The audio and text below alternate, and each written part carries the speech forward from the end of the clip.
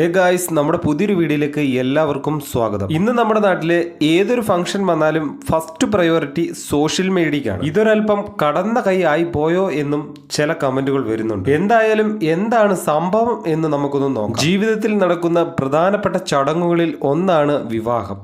വിവാഹ ദിവസത്തെ ചിത്രങ്ങളും വീഡിയോകളും എല്ലാം എല്ലാവരും പങ്കുവെക്കാറുണ്ട്. എന്നാൽ ഇപ്പോഴിതാ വിവാഹശേഷം ആദ്യ രാത്രി റൂമിലെത്തിയ വരൻ ചിത്രീകരിച്ച വീഡിയോ ആണ് സോഷ്യൽ മീഡിയയിൽ വൈറലായി നിൽക്കുന്നത്. സജാദ് ചൗധരി എന്ന യുവാവാണ് വീഡിയോ ചിത്രീകരിച്ചത്.